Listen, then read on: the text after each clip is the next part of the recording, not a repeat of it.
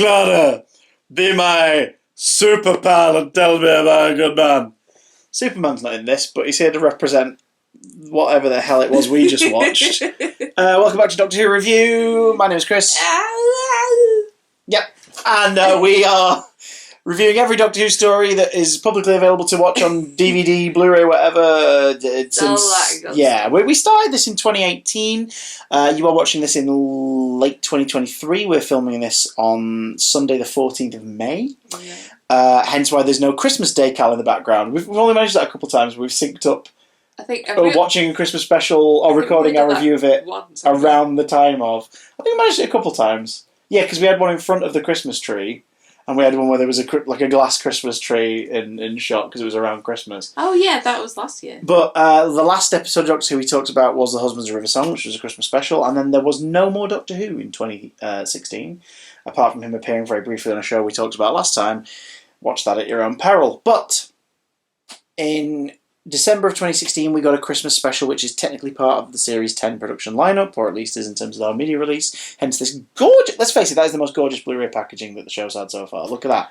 It's tiny, it's beautiful, it's succinct, it is normal Blu-ray size, it's not big and chunky. And I was like, oh god, I hope they keep doing that going forward. They don't. Series 11 goes to a big chunky box set again, and it stays that way.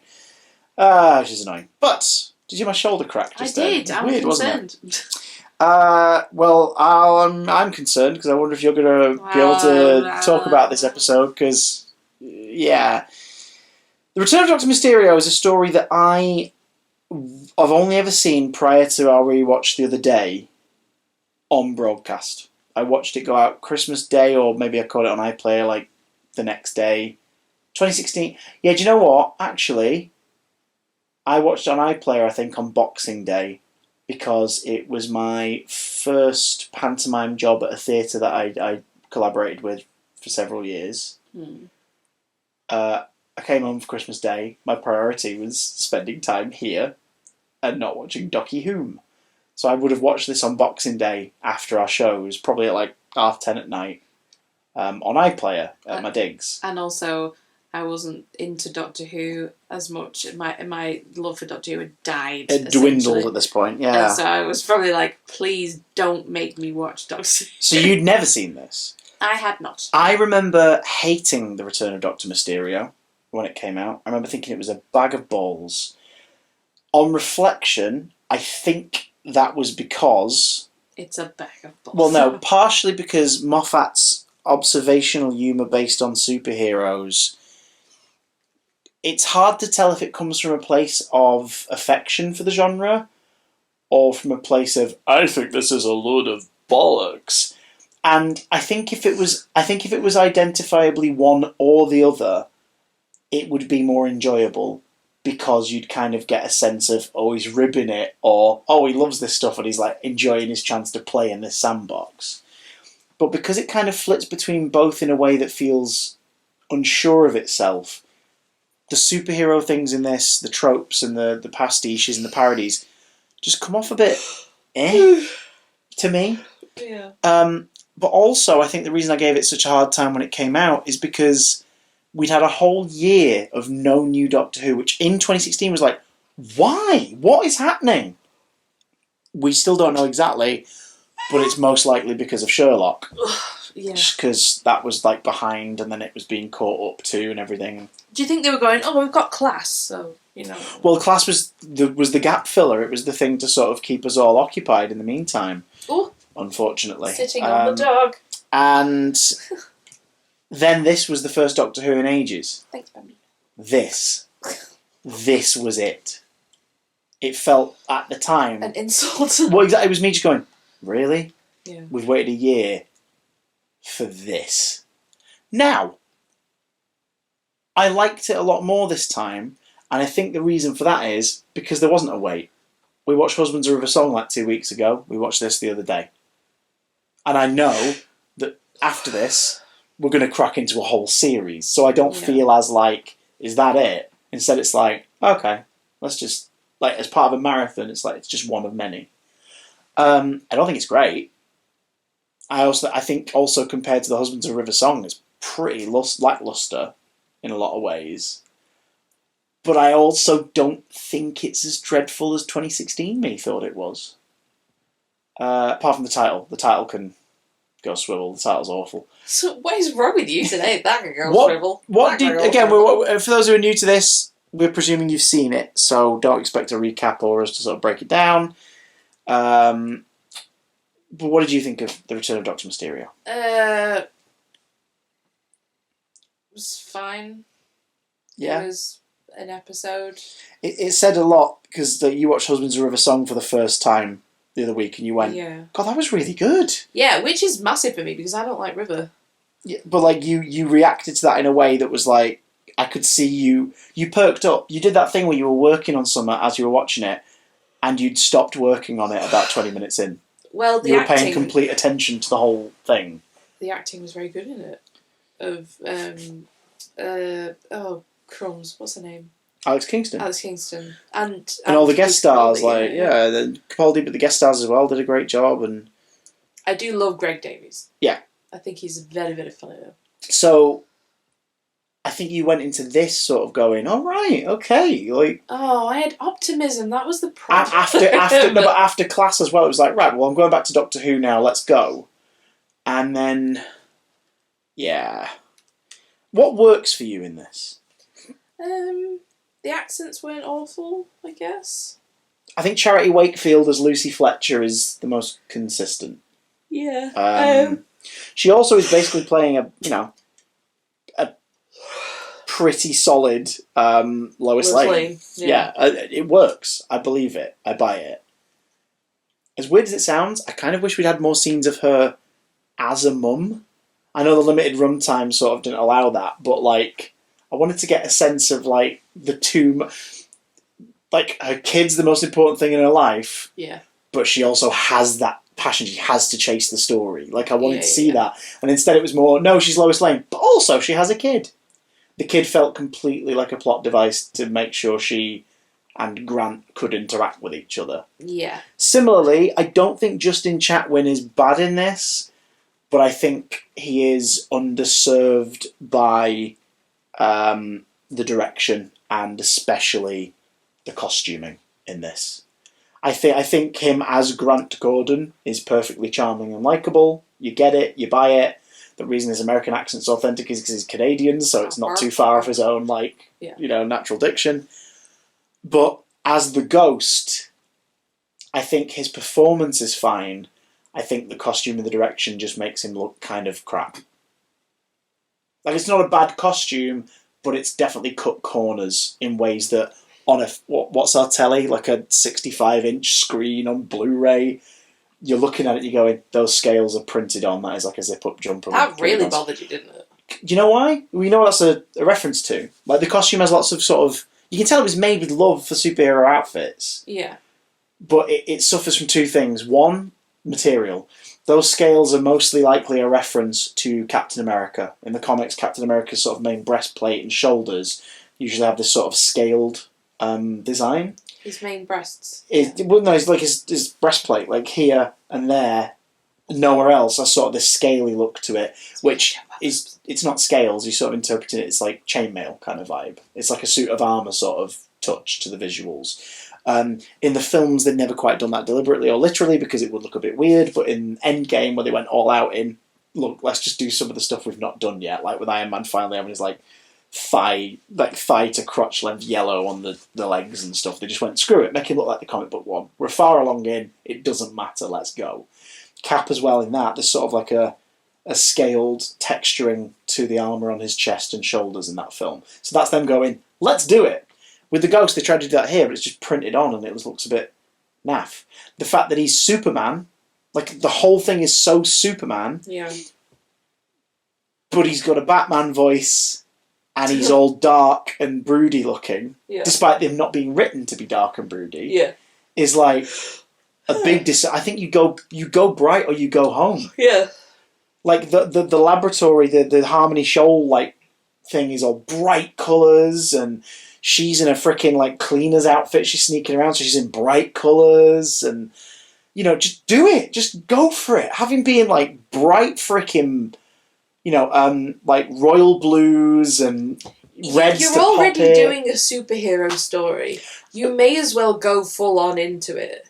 And there's always something. Sorry. No, there's go always ahead. something so shitty about TV show superhero outfits. The Flash's outfit gets good in the last season of The Flash because by that point they go, sod it! And they just make it bright red with bright yellow, but they just go for it in the last season.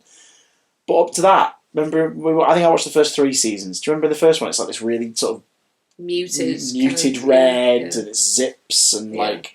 Yeah, they like, chicken out. And then when they finally go for it, you go, fair enough, like, there it is. It's like... I understand, like, wanting to welcome people in, but just go for it. They're going to be... Oh, they're just... I don't know what it is. The Tick. There's always Amazon something adaptation. very, very... Like, even sometimes it's very obvious, but sometimes it's very slight that there's always something so shitty about it. Like, his mask... Oh, the mask's awful. It looks like he cut it out of a cereal box and just stuck it on his face. But just the fact that it's sort of like a face mask, but it isn't. It's a plate. And it's square. Like, if it was just the domino, if it was just around the eyes and the brow, it'd look great. But they've gone for this sort of pointed down thing, which would be fine if it was, say, a Gambit style or Cyclops style kind of sock. It was like a thing around the face. Yeah. But it isn't. It's on a mask, and it's like, huh? You just know they wanted to have him coming out the top and have it be like horns or something. Like, but like they didn't want to have too much Batman, but they clearly did. It's weird. The Tick Amazon series 1, Peter Serafinowicz, it's still bright blue, but it's like armour plating. Series 2, they go, screw it. In Series 2, it's just a rubber sculpted, and it looks so much better. Yeah. Patrick Warburton's like one season as the Tick in like 2000 just does it like that, and it's more memorable looking as a result. You know, and also because it's Patrick Warburton as the Tick Spoon. It's just like, this is great. Peter Serafinowicz was incredible in it as well. Him and Griff Newman were incredible in that show, and it was a crime that it got cancelled after 2 seasons. But none of my issues with The Ghost are because of Grant Gordon as a character or Justin Chatwin as a performance.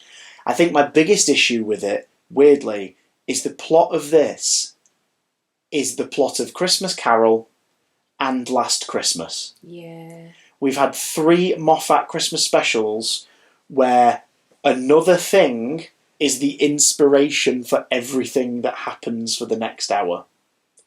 In Christmas Carol, the Doctor just quite literally goes, hang on a minute, this guy's basically Scrooge, we're going to Christmas Carol him, let's do it. And that's what happens.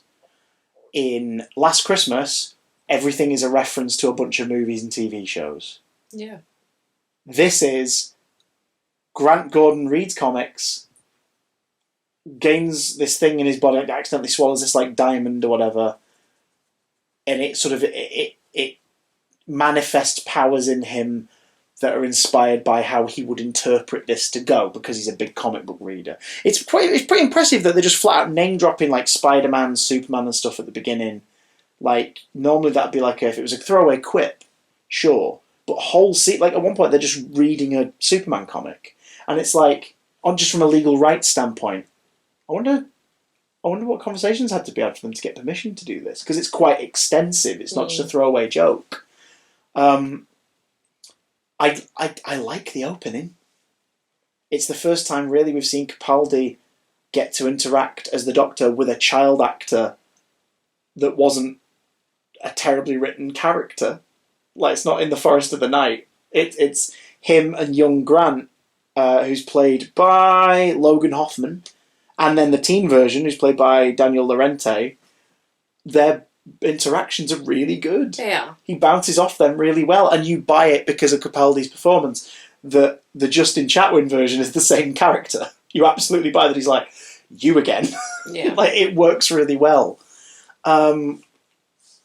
Huffle, that can spin, that can swivel. Not a fan of that. That's really annoying. You get the idea that was a Moffat idea for something else that he never got to use, and he just decided to put it in this. What's that? When Lucy was torturing that rubber toy to irritate the information out of the Doctor. Like, it was to show her resourcefulness, because she's not going to torture him. So it was the right level of, here is how a non-horrible person is going to torture someone for information. But it just felt so specific. I wonder if basically he got like one of them for Christmas or something as a novelty gift. And he was just like, I hate this thing.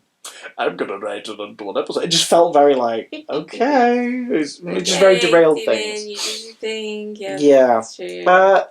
Mr. Brock, obviously, very plainly meant to be Lex Luthor. I think that what's the actor's name? Careful.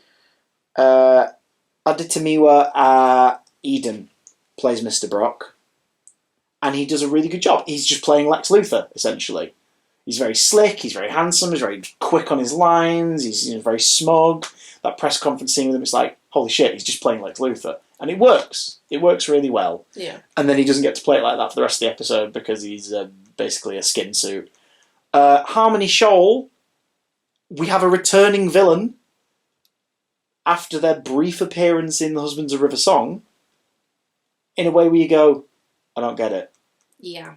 Now, had they had a third story, it would have been like, oh, okay, so you've been building up to a thing, but we never see them again. And the way they're used in this is basically Slovene. Yeah. It's Autons meets Slovene. They're infiltrating places of power by taking over powerful people to create a company that will then... But it's like, hang on, but if they created the company, then why have they not already taken over, like, the CEO? And there's also a nod to, like, Keys of Marinus with the brains with eyes in jars, which is quite a cool visual. Creepy. But it's not as fun as Barbara smashing up jars with them in. No.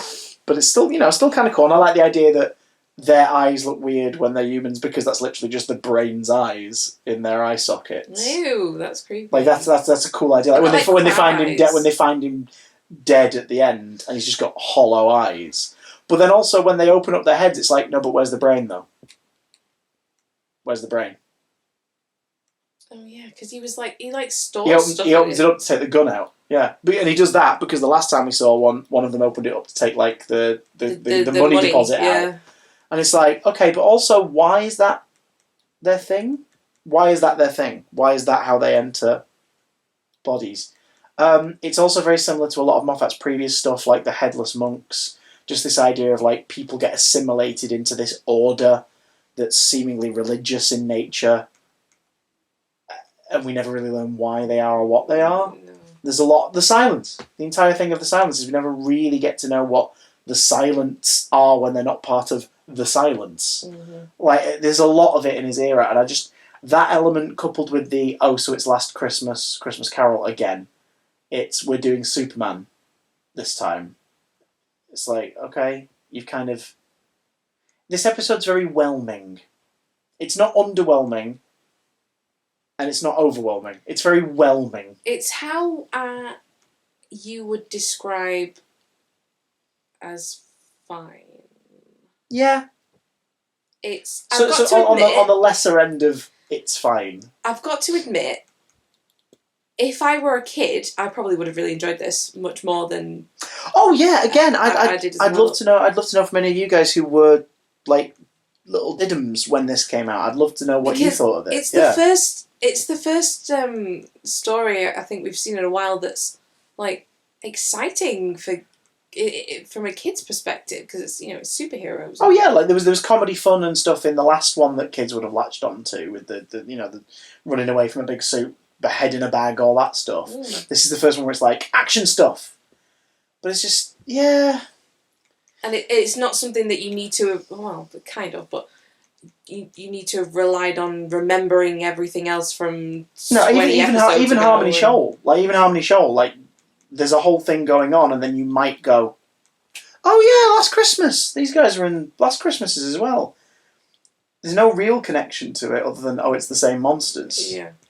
The rooftop scenes, like the interview scene, is lovely. Like that again, I can't tell if Moffat would love to write a Superman film or think Superman's dumb.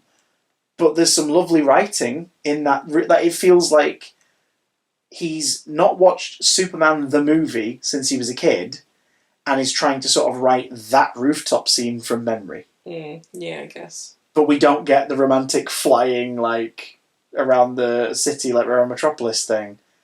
Also, if it's just Grant who is mimicking the Superman structure, Is that why he's gravitated toward Lucy since childhood? Because, like, he knew she'd be a journalist?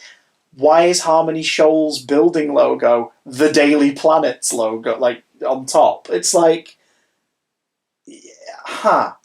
Like, I'm not even kidding.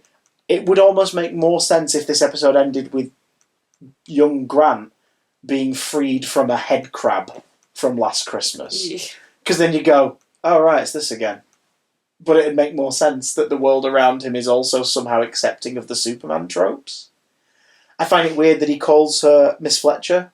Yeah. Like, I know he's the live-in nanny, but they've also known each other since high school. So just be like, oh, don't worry, Lucy. Do you know what I mean? Or even have a moment where he goes like, the baby's all tucked up, Miss Fletcher. Please, call me Lucy. Why do you do that? Because then it'd at least be a character choice of him trying to sort of, oh, I've got to keep her at arm's length. I can't, if we grow to love one another, then she'd be in danger if anyone found out my dad. It's like, mate, you are the only superpowered person on this planet. I think you'll be fine. Also, there's a superhero in New York and no one's talked about it before. Why aren't Unit again? Exactly! I mean, they do at the end. Unit show up at the very end to shut down Harmony Shoal. I like the scene of the Doctor on the Harmony Shoal ship crashing to Earth. I think that's done very well, the way he faces off against Dr. Sim, or the thing that's inside Dr. Sim, like, over the comm. Shall we talk about the random comedy actor returning in the room? If we must. So, Nardole is a dark joke that's a little bit cringeworthy in the last story. He has some really funny moments in the last one. Matt Lucas's delivery of the response when he realises suddenly the Doctor is not the surgeon is brilliant. We both pissed ourselves laughing at that moment. You said to me that I would find him really annoying in this, but don't worry, that's not what he's going to be like. Well, in Husbands of River Song, yeah. And in Husbands of River Song, he does kind of play it like a cartoon, because that's what... I prefer that. Well, that's what that story calls for. Like, it calls for him to be a bit more of a cartoon. Because it almost takes some of the edge off of the fact that he's been beheaded.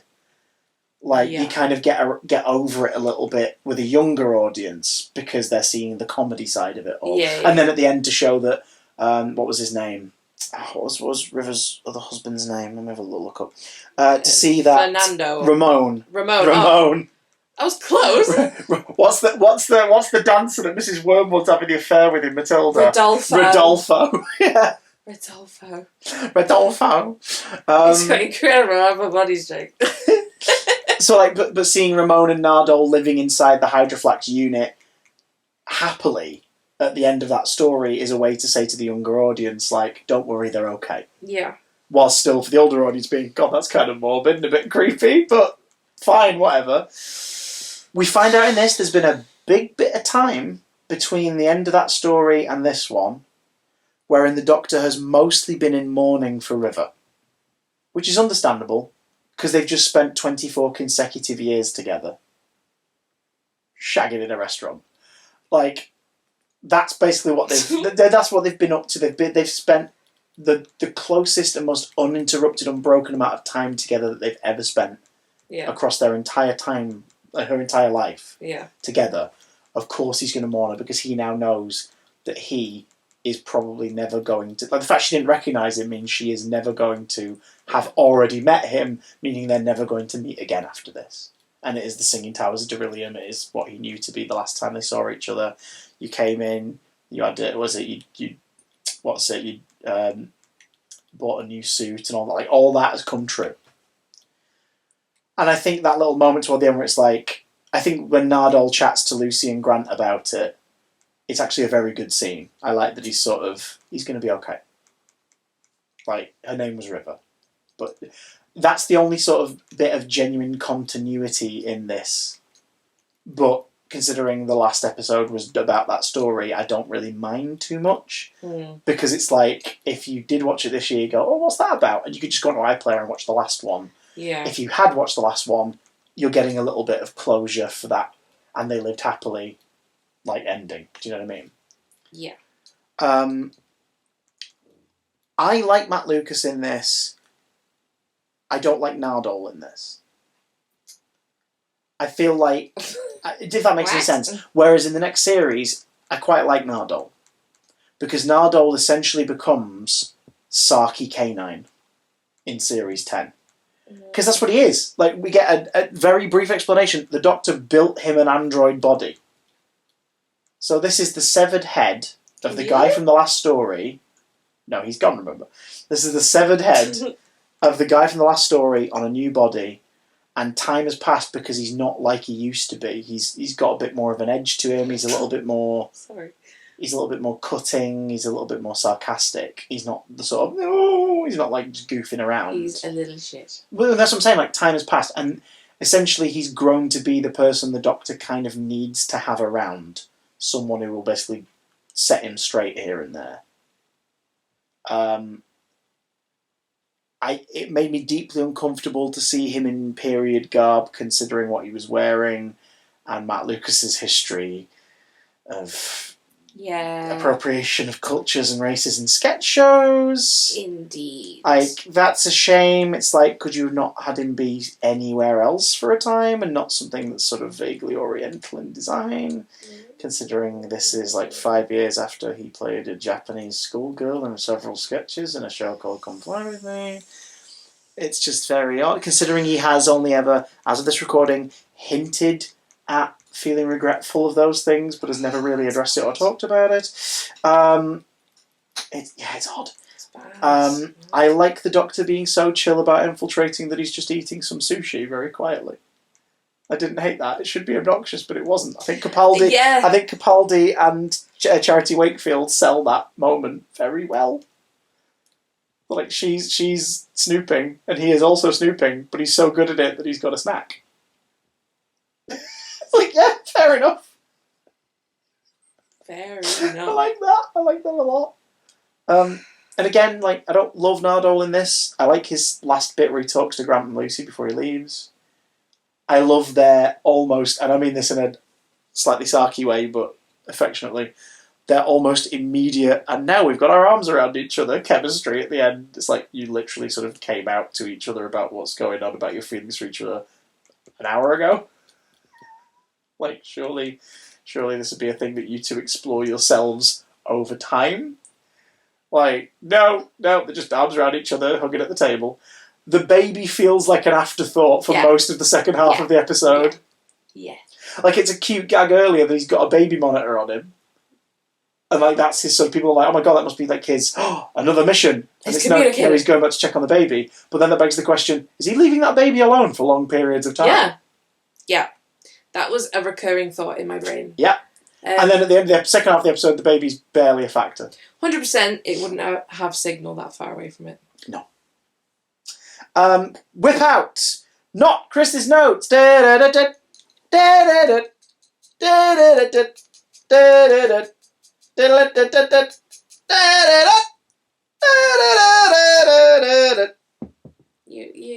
there? Yeah, I've got to pay the pogues for that now. Okay. Interesting concept. Yeah. Yeah. I'm that. limited by it just because it's Moffat doing something he's done twice before again. CGI is real ropey. Oh, in some shots, yes. Real bad. Yeah. Not everywhere, but in some shots, definitely, yeah. After speaking to Grant, Lucy went back to the nursery to talk to the ghost. Oh. She came out when they were making a date. Yeah, so she was on the phone. She was in the nursery on the phone talking to the ghost. Yeah. And presumably doesn't have caller ID for Grant, even though he is her live-in nanny and she's known him since high school. Grant is in the kitchen on the phone. She's like, could you just hold on for a second? She comes in to talk to Grant and then leaves to go up and talk to the ghost again. But Grant is talking to the Doctor. Yeah. So is she just gone, oh, he hung up on me? Or going, oh, why can I hear the Doctor? Exactly. It's such an oversight. It is such an oversight. I wrote... All she had to do was be like, I'm really sorry, I'll talk to you later. I just need to check something. Put the phone... But no, she goes to Grant to see if he'll be free. Yeah. So she's going back... Oh my god, that's a plot hole. There we go. I said, is she not wondering why she can hear Grant and the Doctor talking in the kitchen when he's not answering her? His phone number would come up on her caller ID. Yeah. Why does the braid... where does the braid go when it gets the new host body? The Pokemon joke ages it terribly. Oh yeah, Joke. there's just a bunch of Pokemon in the lobby. And it's like, oh yeah, 2016 is when Pokemon Go came out and took the world by storm. That line needs a tiny bit more context to make sense. Yeah. All they had to say is like, how'd you do it? It was 2016. I just unleashed a lot of Pokemon in the lobby. Everyone's got their phones out. Like, do you know what I mean?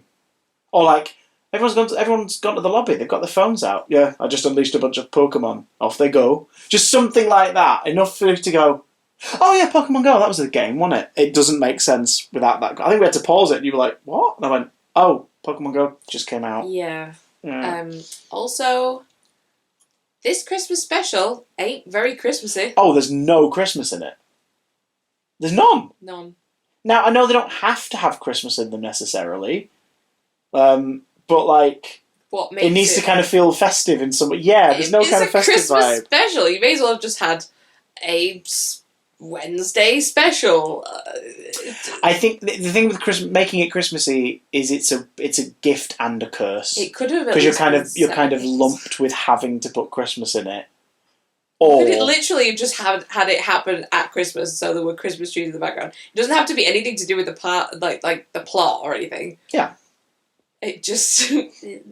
like there's just a big Christmas tree in the lobby of Harmony Shoals building near the press conference or something. Just like, oh, it's near Christmas time, or oh, it's just after Christmas or whatever, and there's a Christmas tree in the big, the offices or whatever. Something like that. Anything like that. Just like that. Explain why everybody's not there at the lab like that late is because everyone's gone home because they're on Christmas break. Just something like that. Like, yeah, I don't know. But at the same time, I get it. I get them not forcing Christmas in if there isn't a way to do it. It's whatever. Whatever, Trevor. It didn't make any sense. What about you lot? Do you like the return of Dr. Mysterio? It's also really, really weird that like they talk about Spider-Man. The kid calls him Mysterio, and then there's never any kind of nod to that being a character that already exists. So stupid. And it's also weird because it was like, I remember at the time it was like, it's called The Return of Dr. Mysterio, and everyone was like, what the hell does that mean? Because by this point, obviously, fandom who go crazy and stan everything regardless were like, they'd really latched onto the Dr. Disco thing from the Zygon two-parter. So it was like, what's because of Dr. Disco, he was coming up with his alias, Dr. Disco, or whatever, and I was good at debating what his name would be or whatever. And Dr. Disco's a recurring gag, and then in this, he's now Dr. Mysterio? Obviously, when you watch the story, the title makes sense. It's he came back, but it's like, yeah, but didn't he come back at least once more when he was in his teens? Oh, that was very funny when he had X-ray vision and he couldn't control himself. Great gag, yeah. Like and he started floating up. Yeah, that's great. That plays really well. That's a funny moment. But I can't. But even then, knowing Stephen wrote it, I'm like, is he writing that because it's funny the idea of he's not controlling his powers and he's not been able to turn off X-ray vision yet? He's not figured out how to turn it off, which is what it's written as. Yeah. But is that also Stephen showing his horny on BBC One again and being like, yes, if I was a teenager and I had X-ray vision, I'd never turn it off. I'd be looking at everybody in the school I fancied. It's like, oh, for God's sake, we can't. This is why we can't have nice things, Stephen. Yes. Please stop. Gross. Anyway, I hope you guys like this episode. If you do or if you don't, if you share our views, if you don't share our views, let us know down in the comments below. I'd love to hear from you. We will be back next time with a series I've not rewatched since broadcast, but bar a fucking weird 3-parter in the middle, a series I really enjoyed. So I'm excited for this. Join us for, the pilot and other stories. But first, and we'll cover this in the same episode, we're meeting a friend from the future. Don't forget the space bar exists. See you soon!